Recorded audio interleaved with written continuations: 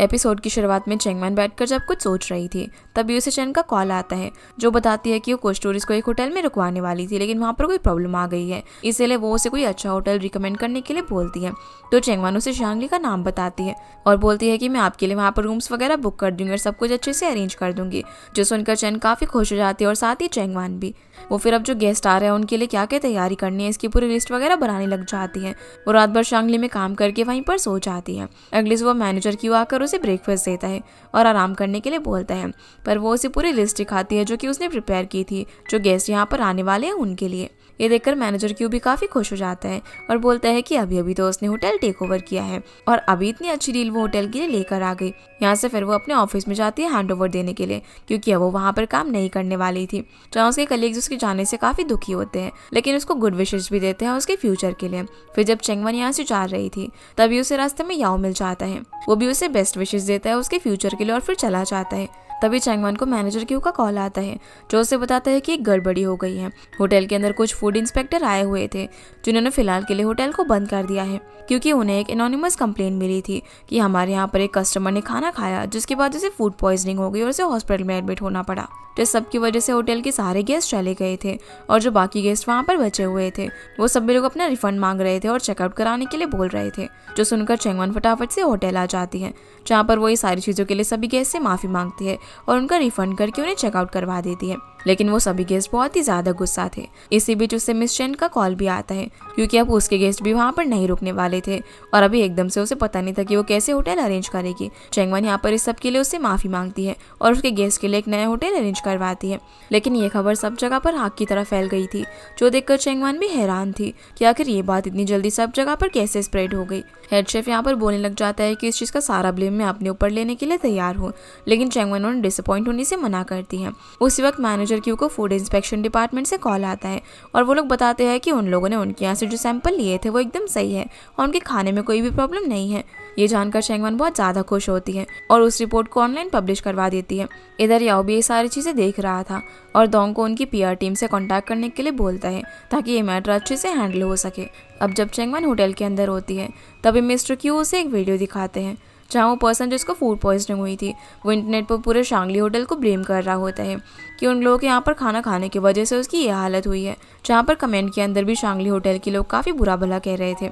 जो सब देखकर चेंगमैन समझ जाती है कि इस सब के पीछे ज़रूर कोई ना कोई पर्सन है, क्योंकि इस पर्सन ने हमको कांटेक्ट नहीं किया और ना ही हमसे पैसे वगैरह डिमांड किए, सीधा इंटरनेट पर वीडियो डाल दी और उनकी क्लैरिफिकेशन देने के बाद भी वहाँ पर काफ़ी सारे लोग कमेंट कर रहे थे, जिससे हम समझ पाते हैं कि इस सब के पीछे में ज़ांग का हाथ है। चेंगमैन अब इस पर्सन का पता लगाने के लिए सीसीटीवी फुटेज वगैरह चेक करती है, जिससे उन्हें ये तो पता चल जाता है कि ये पर्सन इनके होटल में आया था। इसलिए चेंगमैन सोचती है कि उसे कुछ ऐसा करना पड़ेगा जिससे कि वो इस पर्सन से ही सच बाहर निकलवा सके, तभी वो अपने होटल की रेपुटेशन खराब होने से बचा पाएगी। याओ भी अब यहाँ जब चेंगमैन के पास आ रहा था तभी वो दोंग को कॉल करता है और उसे पता लगाने के लिए बोलता है कि आखिर इस शालिंग होटल के डिफॉर्मेशन के पीछे कौन है। याओ चेंगमैन के पास आकर बोलता है कि ये सब जो कुछ भी होटल के साथ हो रहा है, इस सब के पीछे कोई ना कोई है, इसीलिए प्लीज़ मुझे इस समय तुम्हारी हेल्प करने दो। पर चेंगमैन उसी को ब्लेम करने लग जाती है। वो बोलती है कि मैंने शांगली होटल तुम्हें नहीं दिया, इसीलिए तुम ये सब कर रहे हो ना, और मुझे तुम्हारी कोई हेल्प नहीं चाहिए। पर वो उसे बताता है कि मैंने ग्रैंड माँ का दिया हुआ लेटर पढ़ा, वो चाहती थी कि हम दोनों एक दूसरे की मदद करें, ना कि एक दूसरे के कंपटीशन बने। और बोलता है कि शांगली होटल को ग्रैंड माँ ने हार्ड वर्क से बनाया है, तो उसे पाने के लिए मैं ऐसे मेथड का कभी भी इस्तेमाल नहीं करूँगा। इसलिए प्लीज़ मुझे तुम्हारी हेल्प करने दो और एक चांस दो ताकि मैं अपनी इनोसेंस प्रूव कर सकूं।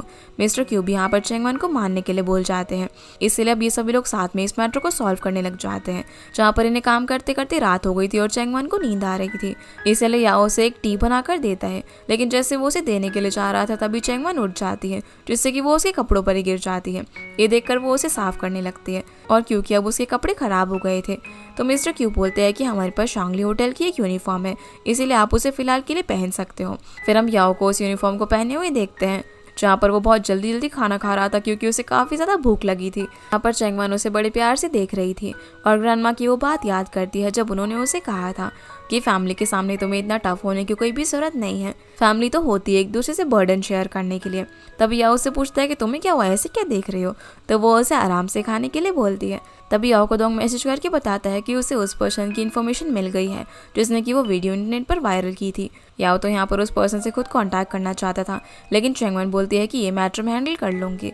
वो उस बंदे को मैसेज करके बताती है कि जो भी होटल की सिचुएशन चल रही है उसके लिए मैं आपको कुछ कंपनसेशन देना चाहती हूँ। जो सुनकर वो फटाफट से उससे मिलने के लिए मान जाता है। सुबह अब जब याओ जा रहा था तब ये गेस्ट होटल के अंदर आता है और क्योंकि उसने होटल की यूनिफॉर्म पहनी हुई थी तो वो उसे अपना लगेज संभालने के लिए बोल देता है। इसलिए वो बेचारा जाकर उस कस्टमर का लगेज रख कर आता है। फिर वो उसी यूनिफॉर्म को पहनकर होटल चला जाता है, जहाँ पर सभी लोग उसे देखकर काफ़ी हैरान थे और दोंग तो उसे देखकर उसकी वीडियो बनाने लग जाता है और उसका मजाक भी उड़ाता है कि कैसे उसने डोरमैन वाले कपड़े पहने हुए हैं और उसको उसकी पैंट भी फिट नहीं आ रही है, जो कि पर याओ से यहाँ पर मजाक बंद करके उसके लिए कपड़े अरेंज करने के लिए बोलता है।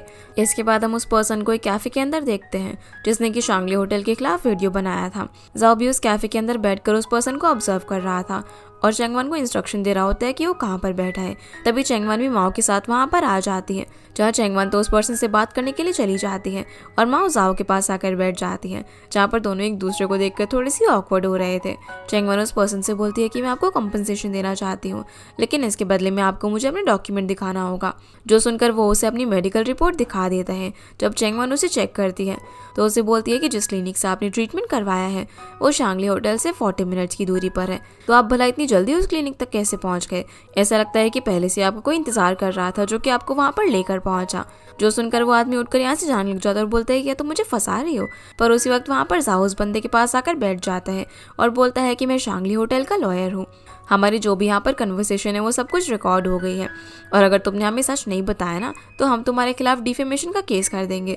वो पर्सन फिर भी यहाँ से जाने लगता है तो माओ भी यहाँ पर आ जाती है और ये तीनों उस बंदे को घेर लेते हैं। चेंगवन भी उसे सच बताने के लिए बोल देती है कि उसे ये सब किसने करने के लिए कहा था, वरना वो उसके खिलाफ पुलिस कंप्लेन कर देगी। इसलिए वो पर्सन चेंगवन के कहने पर इंटरनेट पर वीडियो अपलोड कर देता है कि कैसे उसने जानबूझकर शांगली होटल के बारे में वो वीडियो अपलोड की थी। ये सब करने के लिए वो माफी मांगता है।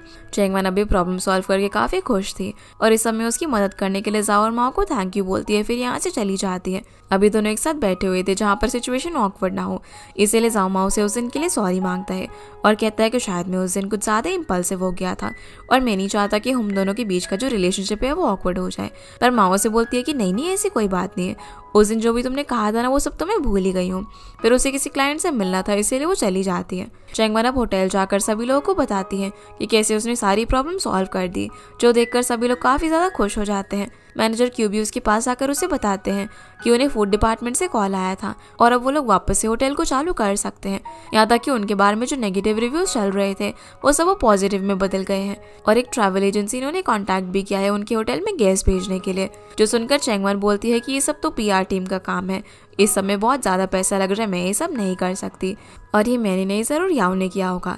इसलिए वो फटाफट से उससे मिलने के लिए चली जाती है, जहाँ से पता चलता है कि वो मिस ज़ैंग के कैबिन में, इसीलिए उसका वेट करने लग जाती है। मिस ज़ैंग यहाँ पर याओ पर काफ़ी ज़्यादा गुस्सा हो रही थी क्योंकि उसका जो क्लाइंट था उसे याओ ने ले लिया था। इस पर याओ से बोलता है कि जब मैं शांगली पर काम कर रहा था तब आप भी तो मेरी क्लाइंट यानी ग्रैंड में से बात करने गई थी ना, इसलिए मैंने भी आपका क्लाइंट ले लिया। जो सुनकर मैं ज़ैंग से बोलती है कि मैं तो सिर्फ तुम्हारी मदद कर रही थी ना, अगर तुम्हें शांगली होटल नहीं मिलेगा तो तुम्हारी प्रमोशन कैसे होगी। इस पर वो उसे साफ साफ बोल देता है कि शांगली होटल और चेंगवन दोनों ही ग्रैंडमा ने मुझे दिए हैं, मैं किसी को भी उन्हें हार्म नहीं पहुंचाने दूंगा। यानी कि उसे भी पता चल गया था कि शांगली होटल का जो डिफेमेशन करवाया है वो मिस ज़ैंग ने कराया है, इसलिए वो ये बोलकर यहाँ से चला जाता है। जहाँ बाहर चेंगवन उसका वेट कर रही थी, वो उसे अपने साथ कॉफ़ी पर चलने के लिए बोलती है, जिसके लिए वो मान जाता है और इन दोनों को साथ में जाते हुए मिस ज़ैंग देख रही थी।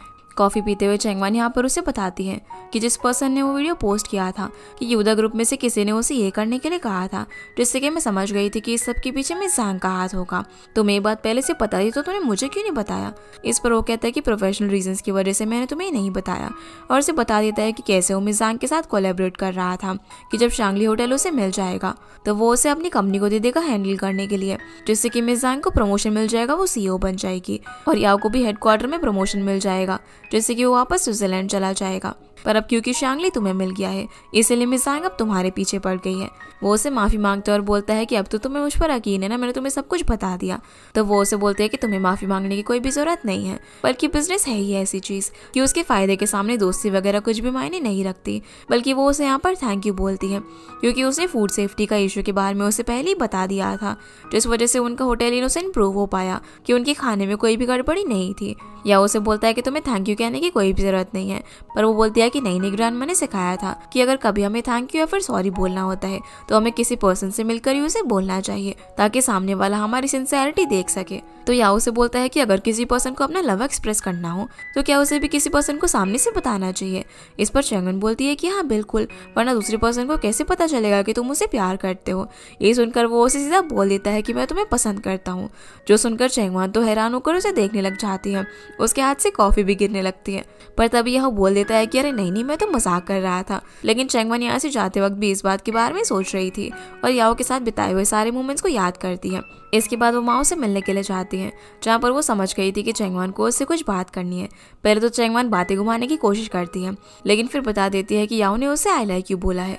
और जब उसने मुझे ये बात कही ना तो उसके एक्सप्रेशन बहुत ही ज्यादा सिंसियर लग रहे थे, जो सुनकर माओ काफी ज्यादा हैरान हो जाती है और बोलती है कि मुझे तो ये लड़का ना बहुत ज्यादा चालाक लगता है। कहीं ऐसा तो नहीं कि तुम्हें प्यार में फंसाकर तुमसे शांगली होटल लेने की कोशिश कर रहा होगा।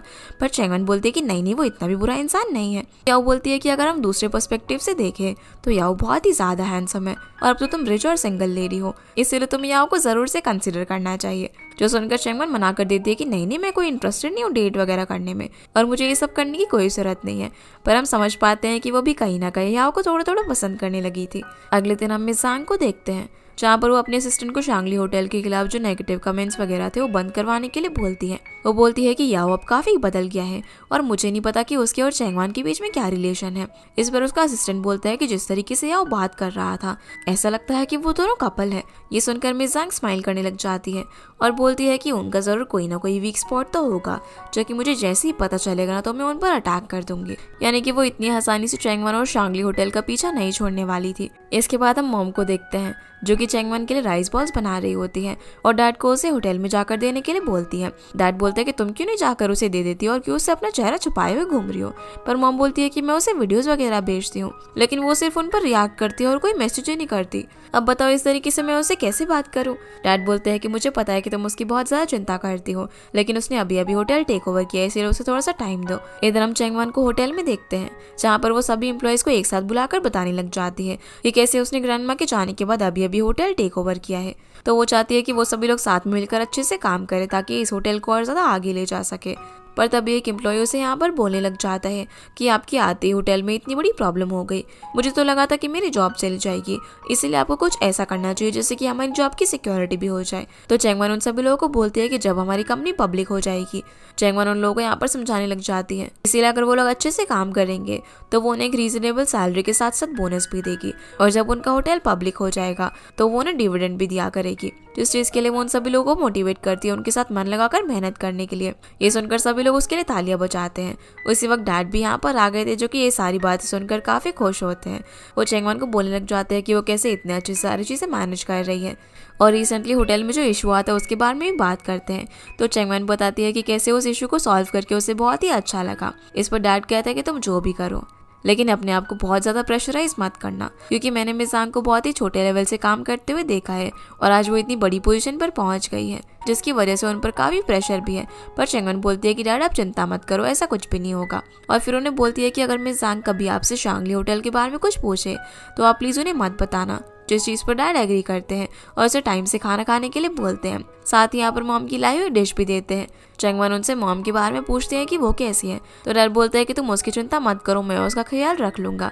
इस पर चैंगवन कहते हैं कि मैं ज़रा होटल को थोड़ा सा हैंडल कर लूँ, उसके बाद मैं घर पर आकर मॉम से मिलूंगी। सीन अब यहाँ से याओ पर आता है, जो कि मिस जांग के क्लाइंट एम्बर से बात कर रहा होता है।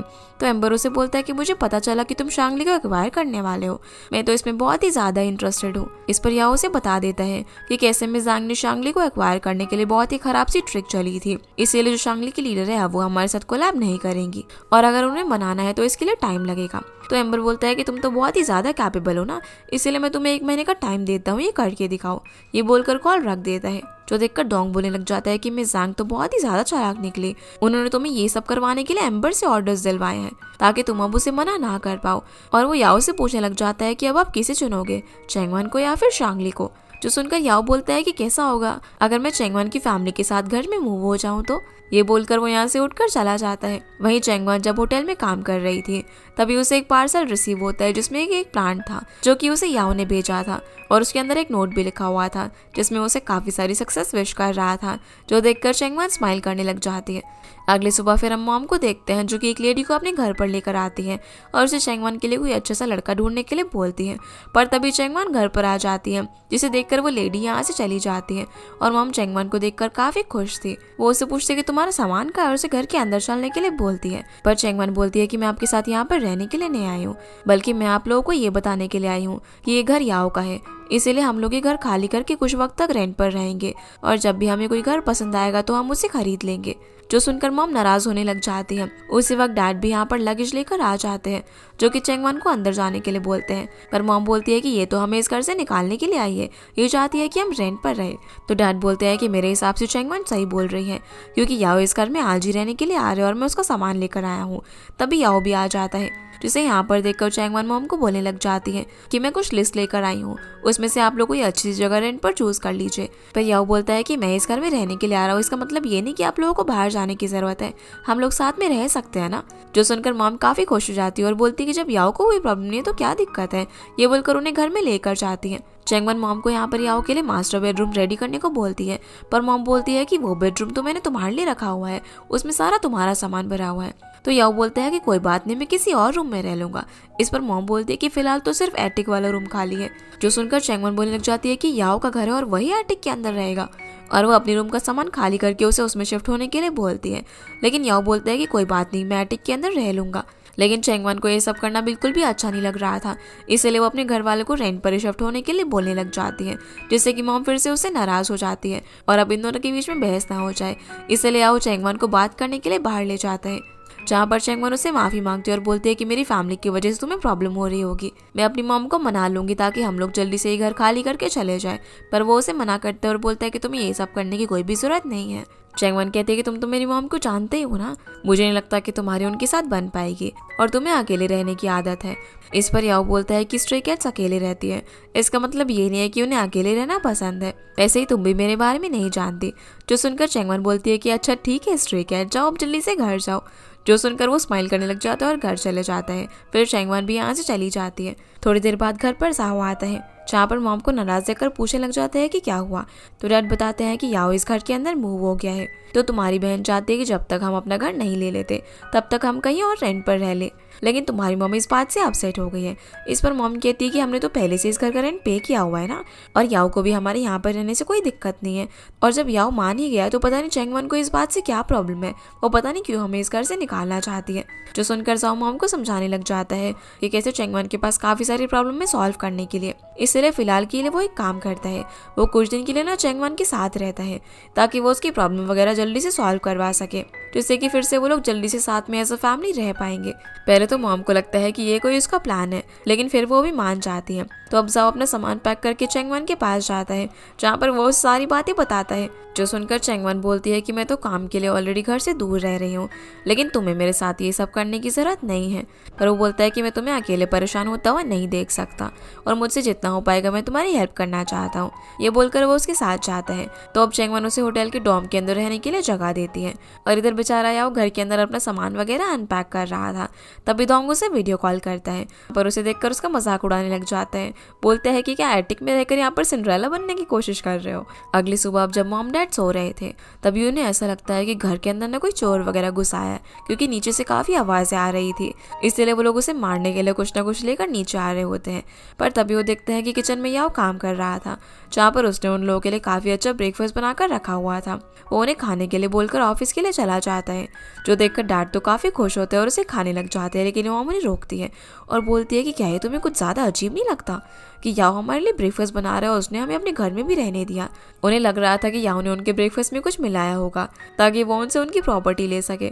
इसके बाद हम चेंगवन को देखते हैं, जहाँ पर वो होटल की सारी रिपोर्ट्स वगैरह देख रही थी, जिससे उसे पता चलता है कि होटल का जो डिफेमेशन का इंसिडेंट हुआ था उसकी वजह से उनकी 40% इनकम कम हो गई है और अभी ऑफ सीजन चल रहा है, इसलिए वो लोग इस चीज को आसानी से ठीक नहीं कर पाएंगे। जो सुनकर चेंगवन सोचने लग जाती है कि उन्हें होटल में बिजनेस लाने के लिए कुछ और करना पड़ेगा। इसलिए वो अपनी फ्रेंड शेरी को कांटेक्ट करती है और बोलती है कि अगर उनका होटल किसी क्लाइंट को मना कर दे तो वो उसे उनकी इन्फॉर्मेशन दे दे, वो उसे जाकर बात कर लेगी, जिसके लिए शेरी मान जाती है। इसके बाद हम मॉम को देखते हैं, जो कि जैसे ही डांस क्लास से घर पर आती है तभी उन्हें जाओ का मैसेज आता है, जो उन्हें रेंट पर रहने के लिए कुछ जगह बेचता है जिन्हें चेंगवन ने फाइनल किया हुआ था। वो मॉम को काफी पसंद आती है और वो सोचने लग जाती है कि मेरी बेटी बहुत ही अच्छी है। तभी वो डाइनिंग टेबल पर रखे हुए खाने को देखती है जो कि उनके लिए याओ ने बनाया था। वो सोचने लग जाती है कि ये बच्चा भी कितना अच्छा है, इसने हमारे लिए इतना सारा खाना बनाया, हम इतना थोड़ी ना खा पाएंगे। और उसमें से एक कुकी उठाकर खाने लग जाती है जो कि उन्हें काफी पसंद आती है। सेनब याओ पर आता है जो कि शाम को टाइम से ऑफिस से निकल जाता है घर पर खाना खाने के लिए, जहाँ घर पर मॉम ने उसके लिए बहुत ही अच्छा डिनर बनाकर रखा हुआ था और याओ भी उनके लिए सैल्मन फिश लेकर आया हुआ था, जहाँ मॉम को ट्राई करने के लिए बोलता है और बताता है कि इस फिश को रॉ खाते हैं। लेकिन मॉम उसको खाने में काफ़ी ज़्यादा हेसिटेट कर रही थी और याओ भी यहाँ पर मॉम के बनाए हुए खाने को खाने में काफ़ी ज़्यादा हेसिटेट कर रहा था क्योंकि वो थोड़ा स्पाइसी होता है। लेकिन फिर दोनों एक दूसरे के लाए हुए खाने को खाते हैं, जिसके बाद याओ बर्तन धोने लग जाता है, जो देखकर मॉम सोचने लग जाती है कि इतनी बड़ी कंपनी का लीडर हमारे घर में कितने अच्छे से बर्तन धो रहा है। बातें करते हुए मॉम फिर डैड को यहाँ से वॉक पर लेकर चली जाती है। अगले दिन चेंगवन एक क्लाइंट से मीटिंग करने के लिए जाती है क्योंकि उसकी शादी होने वाली थी, तो वो उसे प्रपोजल देती है कि वो अपनी शादी का इवेंट शांगली होटल में करे। पर वो लेडी उसे बोलने लग जाती है कि ये उसके लिए बहुत ही स्पेशल इवेंट है, इसलिए वो चाहती है कि कोई एक्सपीरियंस ब्रांड उनका ये इवेंट हैंडल करे। इस पर चेंगवन उसे समझाने लग जाती है कि उसने अपने स्टाफ को ट्रेन किया है और वो ये इवेंट अच्छे से हैंडल करेंगे, यहाँ तक कि उन्होंने प्राइसेस भी 10% कम कर दिए हैं।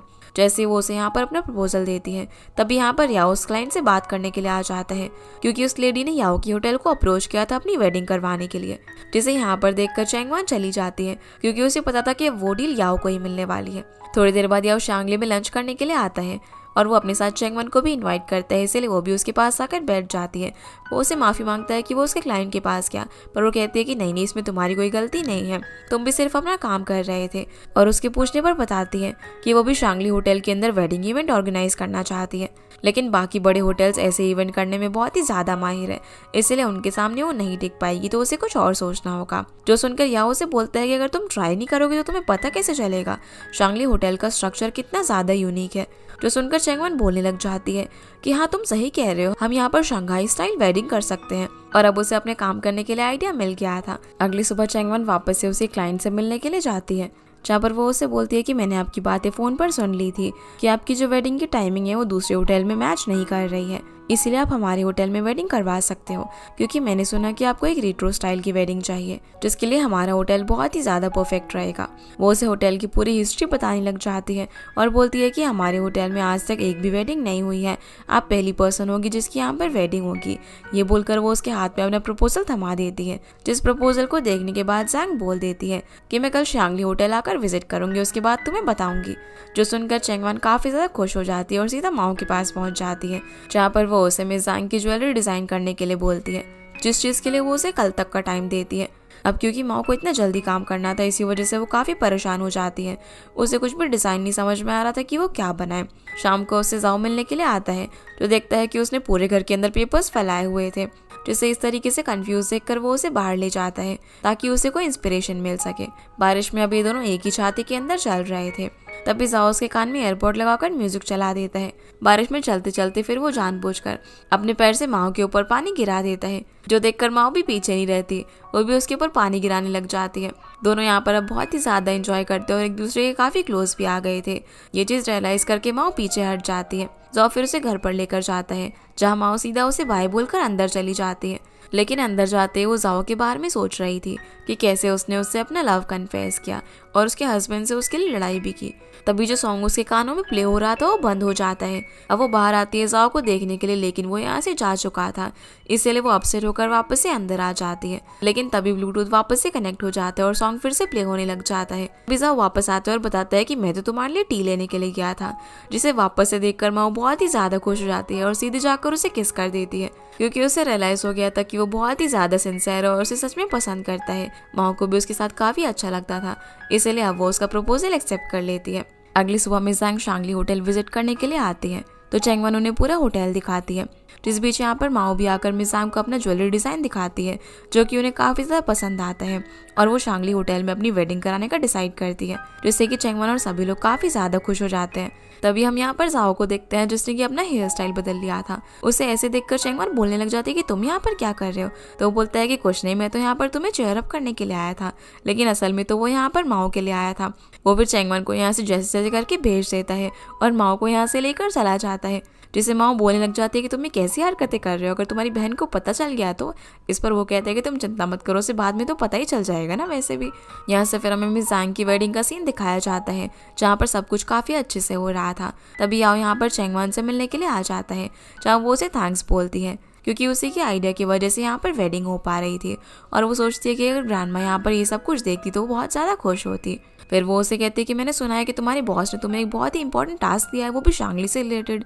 इस पर वो कहता है कि तुम मेरी चिंता मत करो और अपने काम पर फोकस करो।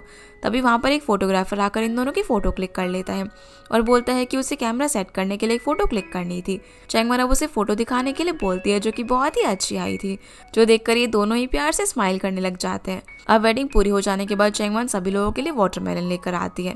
याओ भी यहाँ पर आकर बोलता है कि मुझे भी वाटरमेलन खाना है, तो मैनेजर क्यू उनके लिए एक बड़ा वाटरमेलन काट देते हैं, जिसे ये दोनों बैठकर अब आराम से खा रहे थे। जहाँ पर याओ तो उसे प्यार से बैठकर देखे जा रहा था और उससे पूछता है कि अगर तुम वाटरमेलन हमेशा बीच वाले पार्ट से खाना शुरू करती हो। इस पर वो कहती है कि हाँ, और नहीं तो क्या, सेंटर वाला पार्ट ना सबसे ज़्यादा स्वीट होता है। या उसे बोलता है कि जब भी मैं वाटरमेलन बीच से खाता था तब मुझे डांट पड़ती थी और मुझे सेल्फिश कहा जाता था। जिसकी ऐसी बात सुनकर चैंगवन उसे अपने हाथों से वाटरमेलन का सेंटर वाला पार्ट खिलाती है और बोलती है कि अब से कोई भी तुम्हें सेल्फिश नहीं कहेगा, इसीलिए आराम से खाओ। जो सुनकर वो स्माइल करने लग जाता है। सीन अब यहाँ से माओ पर आता है, जहाँ साओ उसकी काफ़ी सारी फोटोज क्लिक कर रहा था। दोनों साथ में काफ़ी अच्छा टाइम स्पेंड करते हैं। अगली सुबह फिर मॉम डैडी याओ को बताते हैं कि आज हम लोग एक अपार्टमेंट खरीदने के लिए जा रहे हैं और बोलते हैं कि जल्दी वो ये घर खाली कर देंगे, जिससे कि वो यहाँ पर आराम से रह सके, और उसे इतने दिन परेशान करने के लिए माफ़ी मांगते हैं। तो सब कुछ सुनकर याओ बिल्कुल भी खुश नहीं होता। सीन अब चैंगवन पर आता है, जो कि होटल में सभी एम्प्लॉयज़ के साथ मीटिंग कर रही होती है कि कैसे उनका जो फर्स्ट वेडिंग इवेंट था वो एकदम सक्सेसफुल रहा और आगे उन्हें और भी वेडिंग के कॉन्ट्रैक्ट मिलेंगे।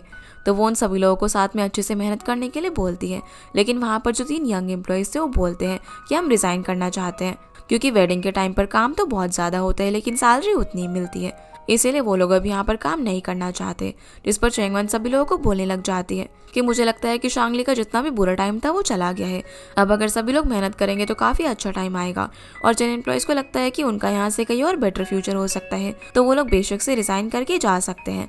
वो उन्हें गुड लक विश करके अंदर चली जाती है, जहाँ वो मैनेजर क्यू को बोलते हैं कि मुझे पता है वो एम्प्लॉयज़ रिज़ाइन नहीं करना चाहते, वो सिर्फ मेरी एबिलिटीज़ को क्वेश्चन कर रहे हैं, क्योंकि उस डिफेमेशन की वजह से होटल को काफ़ी लॉस हुआ था, और जो उन्होंने अभी वेडिंग की वो भी उन्होंने अपनी ग्रोथ को प्रमोट करने के लिए काफ़ी रीजनेबल प्राइस में की थी, जिसमें भी उनको लॉस हुआ, और आगे उनको होटल को स्मूथली रन करने के लिए पैसा चाहिए होगा, यहाँ तक कि अगली वेडिंग होस्ट करने के लिए भी उन्हें पैसा चाहिए होगा, जो कि उनके पास नहीं है। और चैंगवन एम्प्लॉयज़ को अच्छी सैलरी भी देना चाहती थी, इसीलिए वो डिसाइड करती है कि वो जो अपार्टमेंट खरीद रही है उसे पोस्टपोन कर देगी और वो पैसा शांगली होटल में लगा देगी, जो चीज़ करने के लिए मैनेजर की उसे मना करता है। लेकिन चैंगवन बोलती है कि ग्रैंडमा ने मुझे बहुत ही ट्रस्ट करके ये शांगली होटल हैंडल किया है, इसीलिए मैं ये सब कर रही हूँ और घर में कभी बाद में प्लान कर लूंगी। लेकिन मिस्टर क्यू को ये देखकर बिल्कुल भी अच्छा नहीं लगता। वो सीधा जाकर याओ को कॉल कर देते हैं और बोलते हैं कि तुम कंपटीशन की वजह से जिस तरीके से शांगली को एक्वायर करने की कोशिश कर रहे हो उससे चैंगवन काफ़ी ज़्यादा प्रेशर में है, और एम्प्लॉयज़ भी यहाँ पर चैंगवन से ज़्यादा सैलरी डिमांड कर रहे हैं। जो सब कुछ फुलफिल करने के लिए उसे जो अपार्टमेंट खरीदना था वो उसने पोस्टपोन कर दिया है, और उस सब का पैसा वो शांगली में लगा रही है, जो सुनकर याओ फटाफट से यहाँ से निकल जाता है। दूसरी तरफ हम चैंगवन की फैमिली को देखते हैं, जो कि अपार्टमेंट खरीदने के लिए पहुँच गए थे। वो लोग वहाँ पर चैंगवन का वेट कर रहे थे, पर तभी चैंगवन जाओ को कॉल करके बता देती है कि वो लोग अभी अपार्टमेंट खरीदना पोस्टपोन कर रहे हैं, क्योंकि कुछ प्रॉब्लम आ गई है, जो सब वो उन्हें बाद में एक्सप्लेन कर देगी। इसीलिए ये लोग अब यहाँ से जाने लग जाते हैं, लेकिन मॉम बहुत ही ज़्यादा अपसेट होती है। वो बोलती है कि चैंगवन जो बोले जा रही है हम वो सिर्फ किए जा रहे हैं, पहले हम ग्रैंडमा के घर में शिफ्ट हो गए, अब उसने बोला कि अपार्टमेंट ले लो तो हम उसकी बात मान गए, लेकिन वो है कि हमें कुछ बताती ही नहीं है। पर जाओ और डैडी यहाँ पर उन्हें शांत कराने की कोशिश करते हैं। याओ आता है, जिसे वहाँ पर देखकर ये लोग हैरान थे। वो बोलता है कि जो रेंट आपने मेरे घर के लिए दिया था वो अभी एक्सपायर नहीं हुआ है, इसीलिए आप लोग आराम से वहाँ पर रह सकते हो और बाकी चीज़ों के बारे में हम बाद में बात कर लेंगे। ये बोलकर वो उन्हें ऐसे ले जाता है।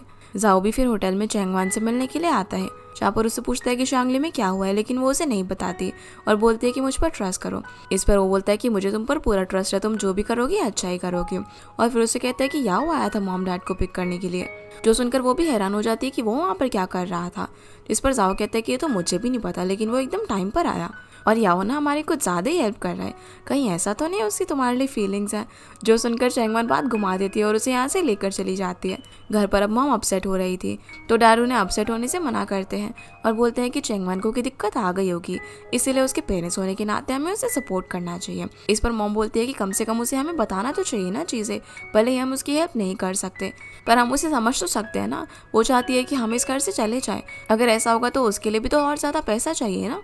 पर फिर वो याओ के बारे में बात करने लग जाती है कि वो कैसे हमें वहाँ पर लेने के लिए आ गया था और बोलती है कि वो भी बहुत ही प्यारा बच्चा है, इसीलिए आगे से हम उसके साथ काफ़ी अच्छे से बिहेव करेंगे।